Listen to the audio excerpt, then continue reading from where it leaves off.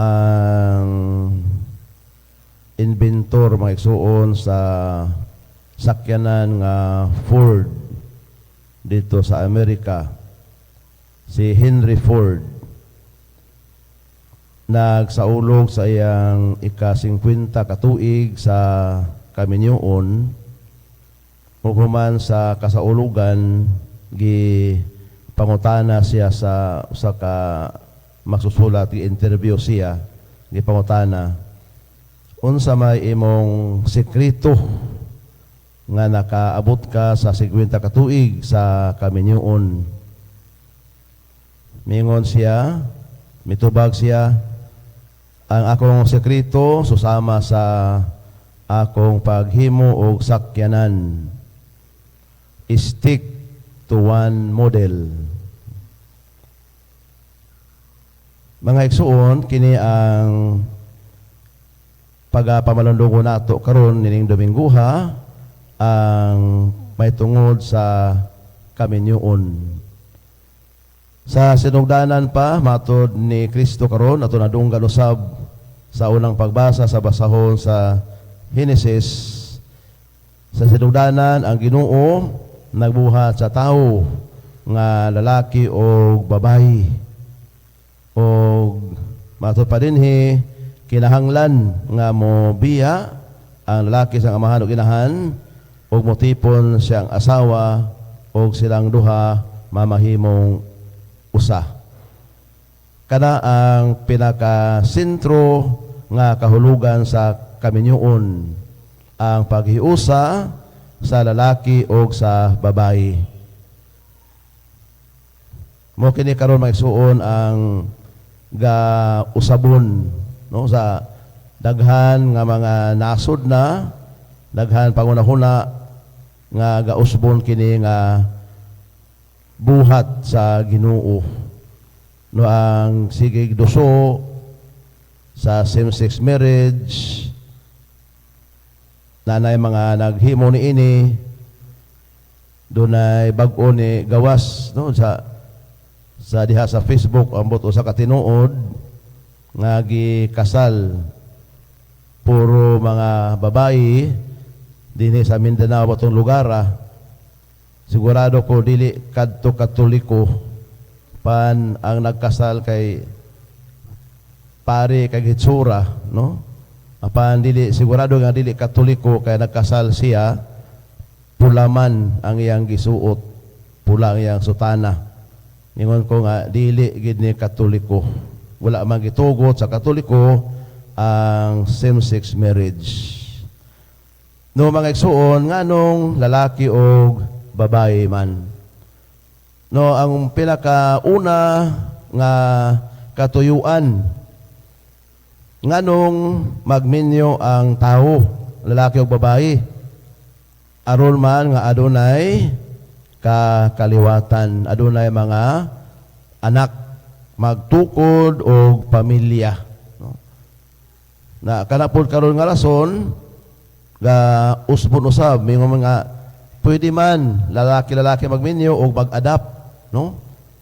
Pwede babae magminyo o mag-adapt, no? Mangita po sa ilang kaugalingon nga rason.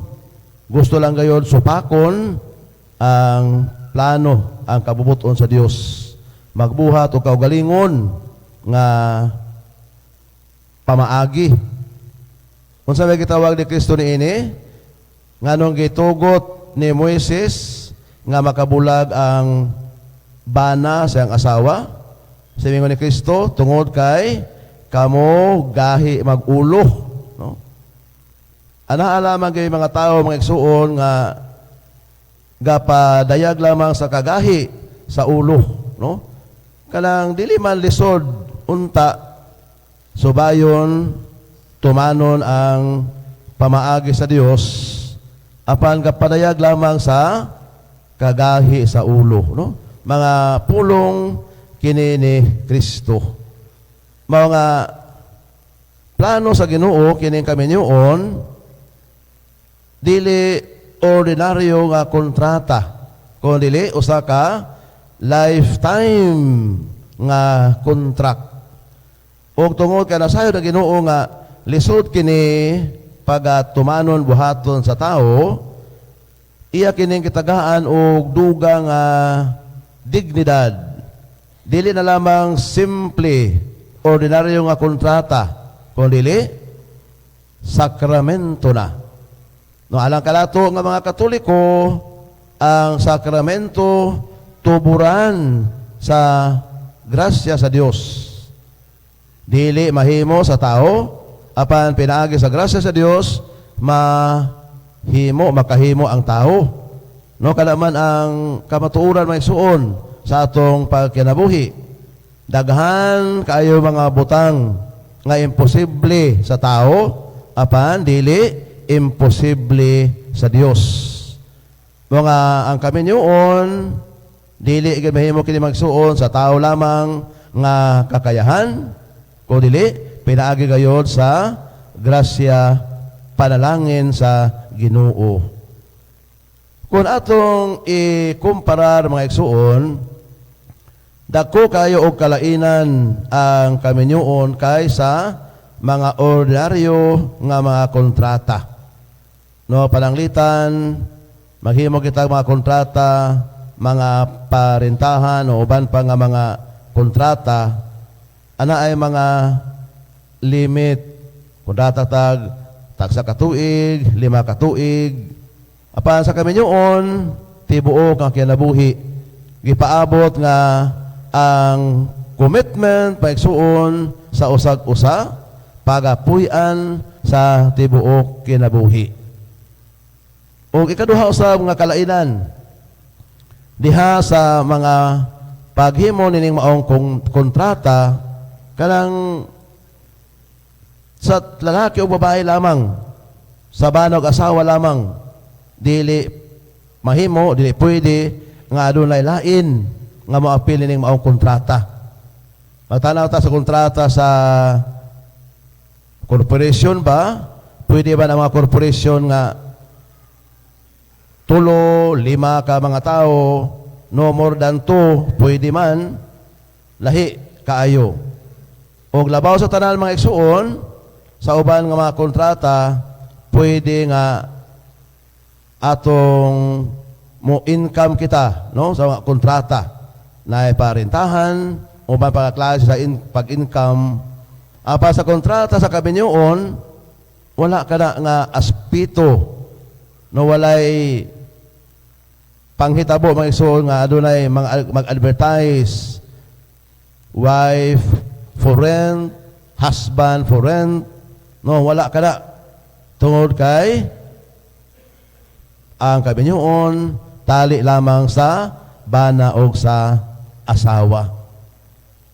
O labaw sa tanan mga igsuon, lagi alang sa pagbaton og mga kakaliwatan. Kinahanglan nga adunay mga anak no pamilya man ang pagatukuron diya sa kaminyoon. Noon sa banang pamilya, ginikanan o mga anak. No, gani kung atong dumduman mga igsuon, ilabi na sa kultura, no, culture sa mga Hudiyo, ang ila nga pinili nga katawhan sa Dios. Ang magtiayon nga walay anak, ilang nga tinunglo sa Ginoo, no? Ang Ginoo mismo mao nagtunglo. Mo ni ang nahitabo nila ni Santa Ana, San Joaquin, dugay kay sila kabaton sa anak. Sila si Isabel, si Zacarias, mga tigulang na kay nga nakabaton og anak, sa wala pa maka anak, giila nga mga tinunglo sa Ginoo. Nila na ang kahimtang. Gani hangtod karon maigsuon ato pang giila nga ang anak sa magtiayon bunga sa paghigugmaay. Ang tinuod nga paghigugmaay mubunga gayod pinaagi ni anang mga anak. Mga usa ka maayo kay nga mensahe alang kanato maigsuon ug maayo kayo nga ato gayod nga panalipdan kining pamilya nga atong nahisakupan, pamilya nato mga magtutuo No tungod kay hangtod karon mga igsuon, daghan kaayo ang mga buot mo guba ni ining maong kahimtang sa pamilya.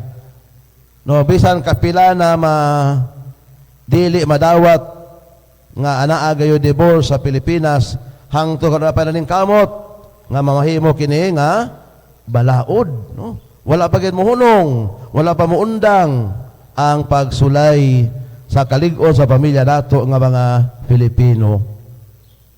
No dunay usa ka higayon ni ana sekretary sa CBCP Catholic Bishops Conference gipungutana siya, Father, sa tibuok kalibutan karon kay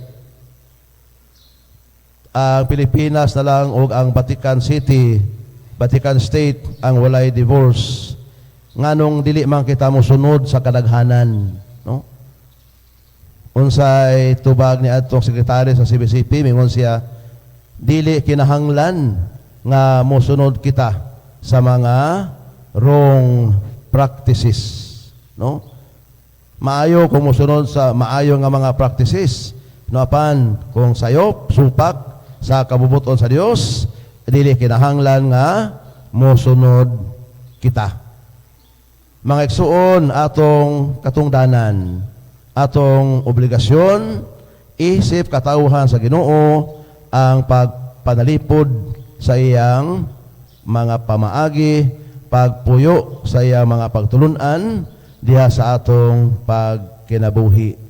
Doon ni anang paagiha, masukod kita, matanaw kita, maila kita nga matinud-anon gayod sa Ginoo. Dili unta kita magmagahi sa atong ulo, sundo nato kanunay unsa man ang iyaha sa Dios. Ato pamalandungon kini mga igsuon, palihog manindog. baguhon nato karon ang atong pagtuo ngadto sa Ginoo. Nagatuo kami sa usa ka